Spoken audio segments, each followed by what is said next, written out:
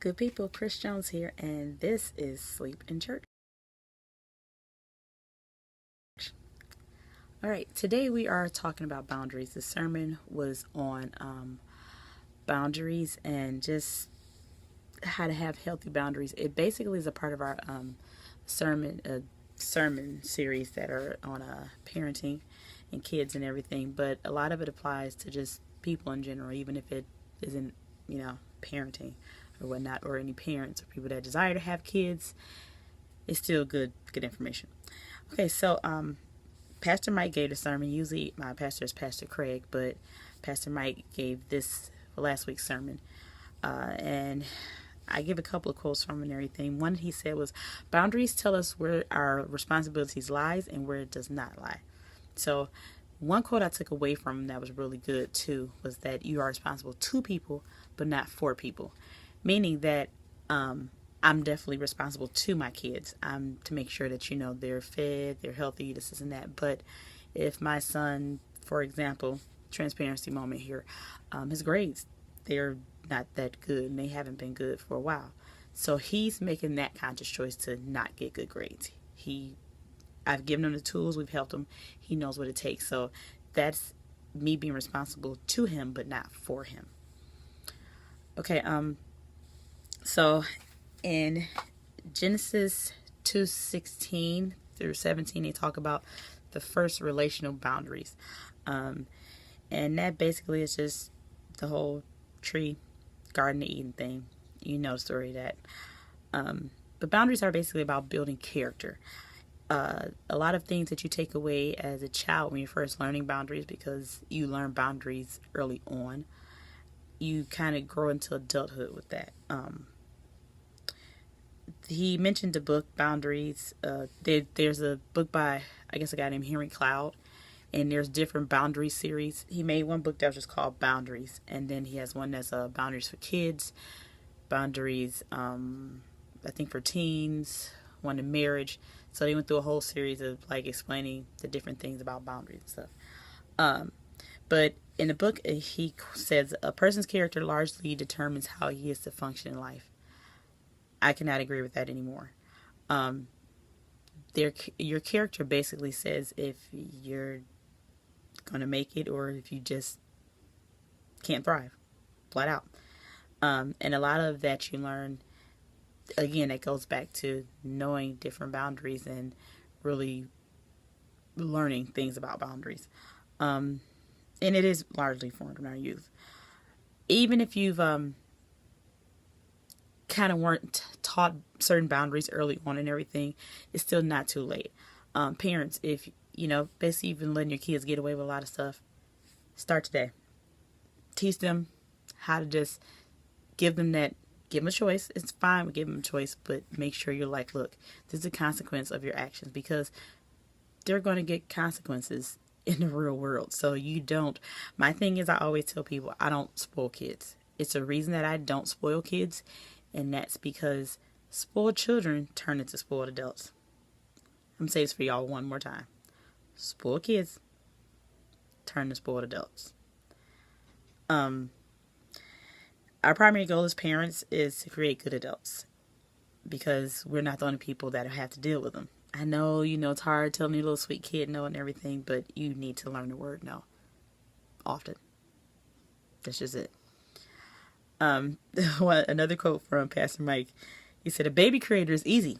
Now being the adult creator is not easy. And that's, ladies and gentlemen, is what we're doing here as parents.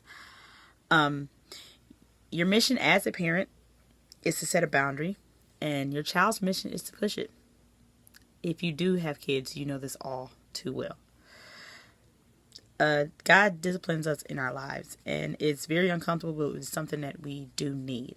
A lot of times, and even myself, when I'm disciplined as an adult, especially, from God or by God and everything, I have to remind myself that it's for my own good, and this is what I need. I have to say, okay, Chris, the reward is going to be far greater than what you want, what you think you want right now. And I've thrown temper tantrums with God. Let me be perfectly honest. I probably thrown quite a few.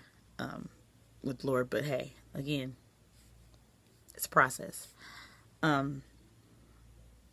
In Proverbs, he talked about Proverbs 3:11-12. Basically, it was saying not to reject the Lord's discipline and everything, and to, rejoice because he just like a parent, he corrects those that he loves. So what I like to think is, even though, especially if it's something that I really think that I wanted and everything, I have to say that, what, a lot of times I thank God for helping me avoid whatever it was he's protecting me for, disciplining me from, because I know it's out of love, just like a father, and he is my father. So there you go.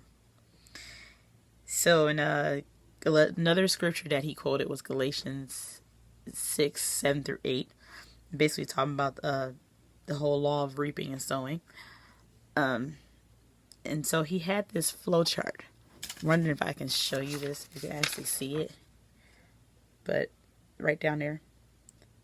So he talks about allowing a kid to have a choice, and the positive and negative, and they learn about discipline basically in a great way. If it's a good choice, bad choice, you empathize with them, and then they get a consequence, or they praise, and then they get that increase of privilege.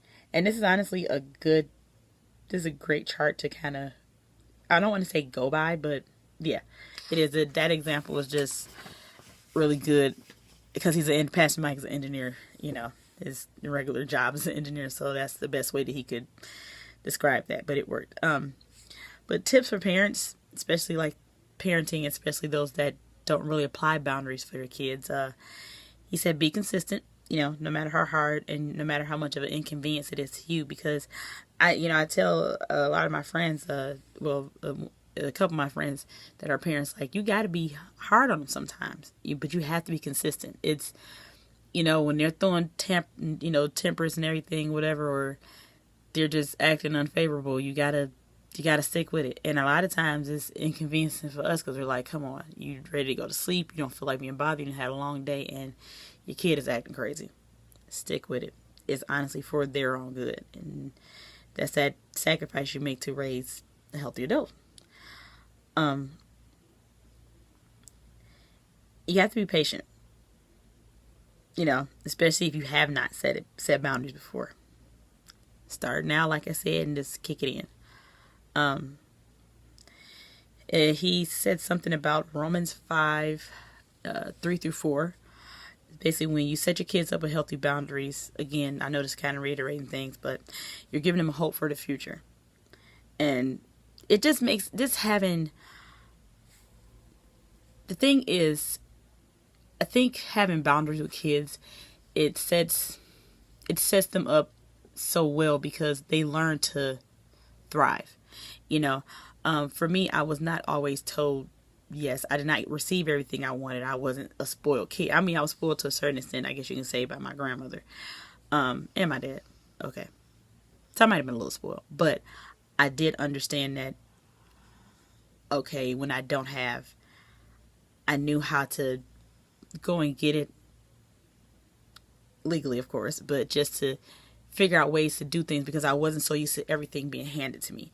And that is a very healthy character trait to have, because a lot of times I have so many people that I notice, like, I don't know what to do or how to do this. For me, and honestly, I credit this to God, because besides my parents and besides, my grandparents and everything, whatever, if it wasn't for the Lord, I wouldn't have that know-how. I mean, I've gotten out of some crazy situations. I've done anything and everything, of course, through Christ. So I try to install it in all my kids. If they don't know something, everything, I leave it to them to figure out. I kind of, I push them out of that nest, so to say. And so I want them to kind of build on those type of skills to be able to go into the real world. Like my daughter right now, she'll be 21, and she's getting ready to move out. She's getting her own things and everything. And, the little issues that any adult faces and everything, it's hitting her.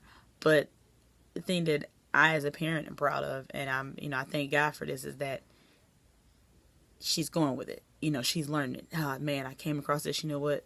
Figure it out. Get it together. Boom. And I even see it even in my younger kids, too. But definitely parenting is not for the faint of heart, but it is a blessing. I can definitely say that. And a lot of times parenting, if you need help, reach help, seek help, ask somebody, just anybody. Definitely seek God's help, but if you need, hey, reach out to somebody, reach out to other parents, groups and everything. Don't be afraid to say, look, I don't have it figured out. There's not a parent that has it figured out. I don't care how well-rounded your parents were or whatever. No parent has it figured out. There's no manual, and every child is different. So there you go. But that is my Sleep in Church series, good people. Again, this is Chris Jones. It's geeky, but I love it.